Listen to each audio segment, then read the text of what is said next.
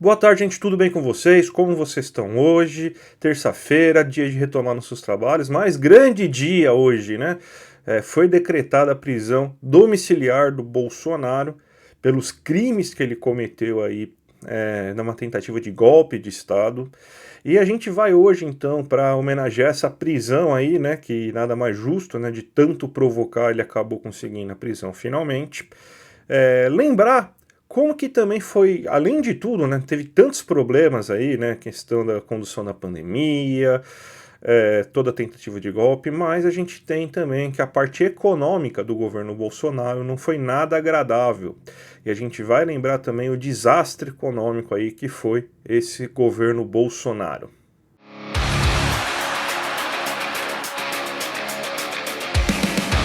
Bem, gente, antes de tudo, eu gostaria de pedir para vocês se inscreverem aqui no meu canal, para vocês não perderem nenhum conteúdo. Sempre de terça a sexta-feira, conteúdo novo aí de economia, falando de economia brasileira, economia internacional, temas específicos de economia, sempre você ficar muito bem informado e não perder aquela sua discussão aí com o tio do Zap aí que vai vir cheio de fake news aí para cima de você.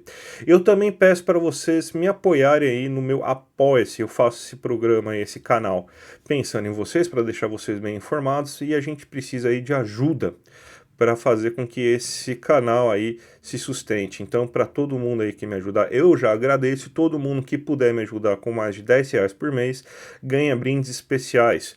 Aulas minhas gravadas falando dos temas mais básicos de economia para vocês começarem a aprender de fato o que está acontecendo aí na economia. A gente já vai ter agora nessa próxima semana aí o segundo vídeo sendo liberado para todo mundo aí que apoia o canal com mais de R$ 10 por mês. Então, gente, agradeço aí quem puder fazer isso já antecipadamente. Então, vamos falar hoje aí do tema do vídeo, que é o legado aí do Bolsonaro para a economia brasileira.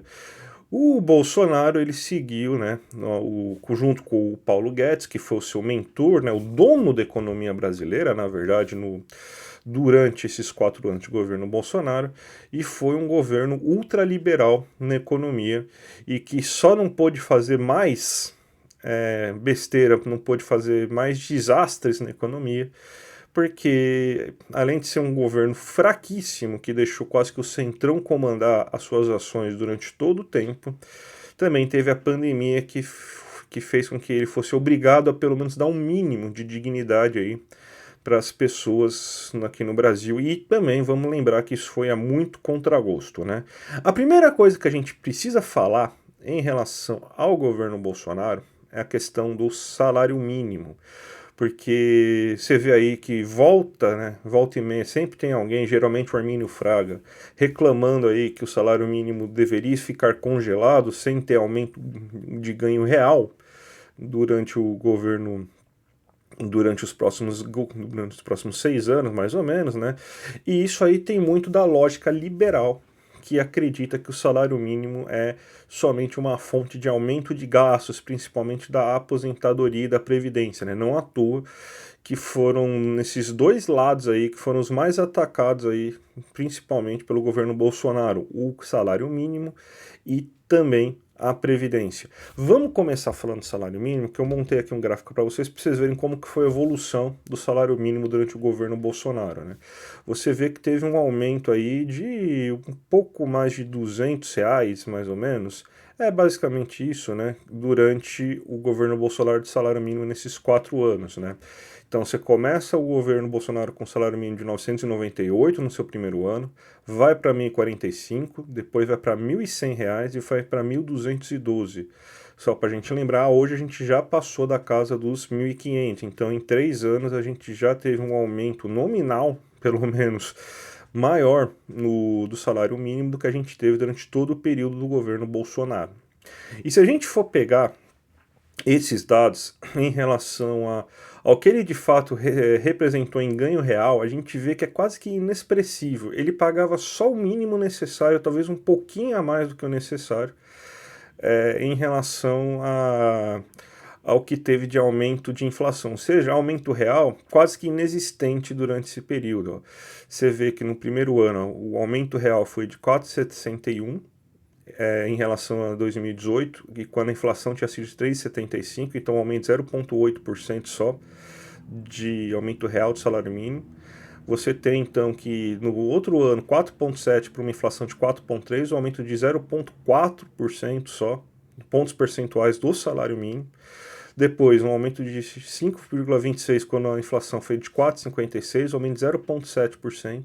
E quando a inflação bateu de 10, foi para 10,18, ele deu um aumento de 10,06, um aumento só de 0,12 pontos percentuais de salário mínimo. Então, a primeira coisa que o governo Bolsonaro fez foi acabar com essa história aí de aumento de salário mínimo real. Ele dava o mínimo necessário, lembrando que esses aumentos eles sempre são previstos, né? Então, muito provavelmente essas diferentes pontos percentuais só ocorreram porque a inflação acabou sendo um pouco menor do que estava sendo esperado na época da definição do salário mínimo, porque o salário mínimo é sempre uma definição no LOAS, né? Então, no orçamento do ano anterior.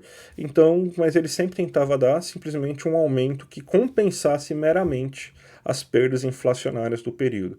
E a gente lembra que o salário mínimo ele tem uma função inclusive de distribuição de renda muito importante, porque é o programa social, vamos dizer assim, o aumento real do salário mínimo, que acaba fazendo com que você tenha, então, que reduzir um pouco de markup de taxa de lucro dos empresários para poder dar esse aumento real do salário mínimo, além do fato de pressionar as outras categorias a quererem um aumento, pelo menos, igual ao que o salário mínimo está tendo. Então ele tem grandes efeitos positivos na economia. Mas não, a gente tem, então, que o governo Bolsonaro ele foi um desastre, ele não deu basicamente nenhum aumento real de salário mínimo nesse período.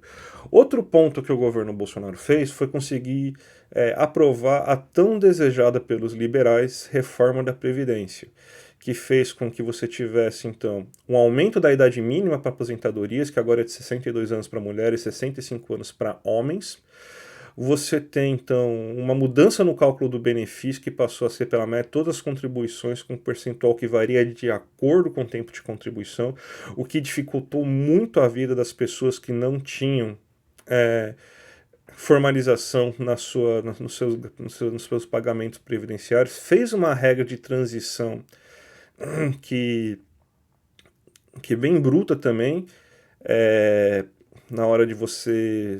Porque as pessoas que estavam, né, próximo dos 65 anos, 62 anos, já estavam aptas a aposentar, tiveram que basicamente trabalhar o dobro mais do tempo de contribuição necessário para conseguir isso, e cortou em metade o valor da pensão por morte, e com um adicional de 10% por dependente, também afetou os funcionários públicos. Óbvio que os militares não entraram na conta. Então você também teve a reforma da Previdência, que acabou dificultando o acesso da Previdência, o que aumentou também a informalidade, porque a Previdência começou a ficar cada vez menos atraente para as pessoas contribuírem, porque começa a virar um distante das pessoas. Reduziu bastante, acabou, por exemplo, reduziu, por exemplo, a pensão por morte. Você teve, então, outras reduções de pensões, dificuldade, aumento de idade mínima para isso. Então, gente, mais uma vez, aí você vê aí que o sonho dos liberais realmente é a questão da Previdência, né? Tanto que ele queria, na verdade, a reforma era para ser até mais dura, né? Se naquele regime de capitalização você só recebe aquilo que você contribuiu durante o ano, durante sua vida, né? E seria isso que eles iam querer fazer aí na Previdência, para você ver aí como que foi uma devassa completa. Você teve a questão do auxílio emergencial, que o Bolsonaro adora falar aí sobre isso, né? Adora falar aí sobre como que foi importante essa questão do auxílio durante a pandemia, mas é sempre importante a gente lembrar que a proposta do Ministério da Economia na época, né? Até o nome mudou, né? Era Fazenda, mudou para Economia. Era de você dar um auxílio emergencial de R$200 que simplesmente durasse só até o final até julho de 2020, não tinha planos para prorrogar.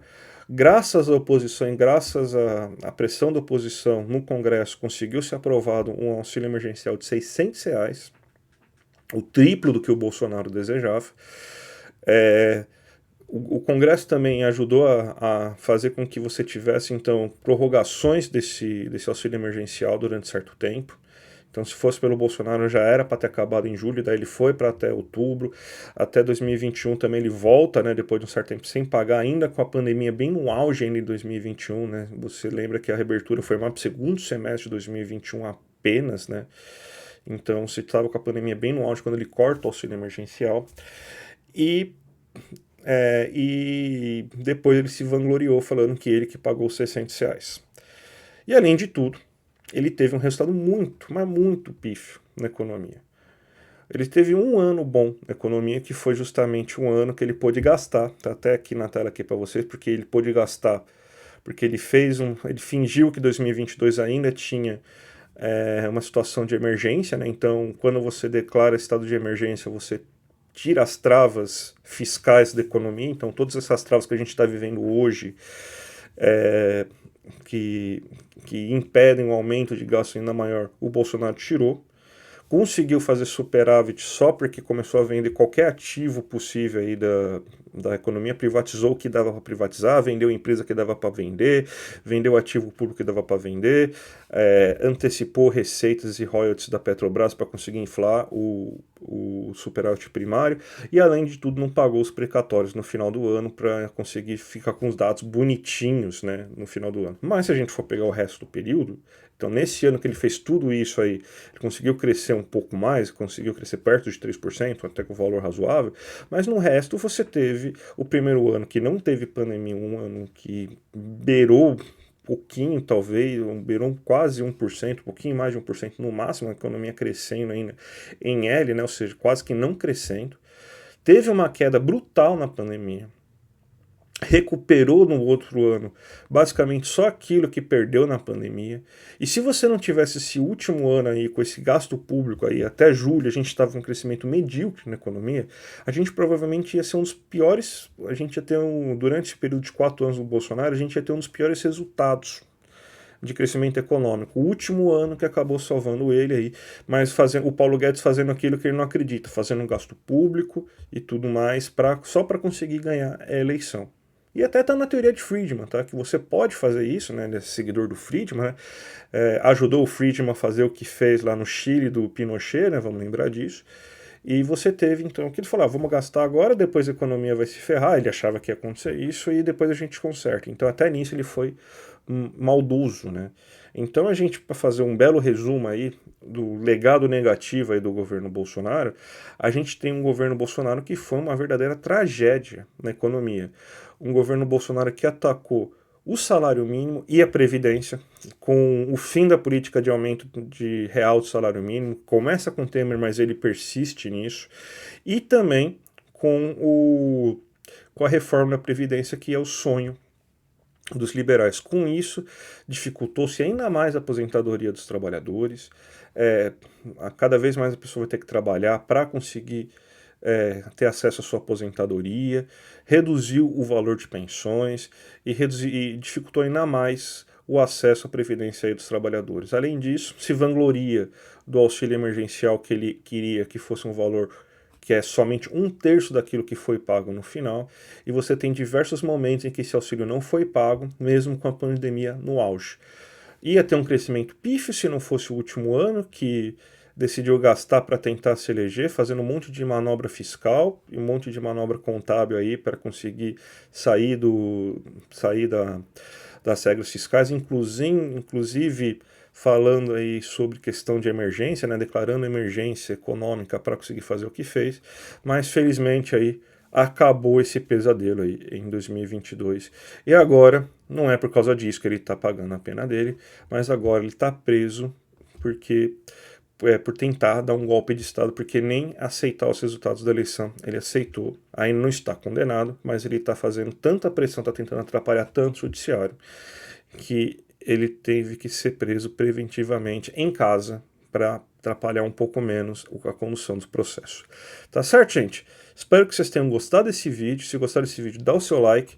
Se vocês esperaram até agora para saber se gostavam do canal, para se inscrever, se gostaram, se inscreve. Para quem puder me ajudar no apoio, eu agradeço. Achou que falta alguma coisa para comentar? Comente. E a gente volta amanhã aí falando algum outro assunto aí econômico importante. Tá certo, gente? Um grande abraço e até a próxima.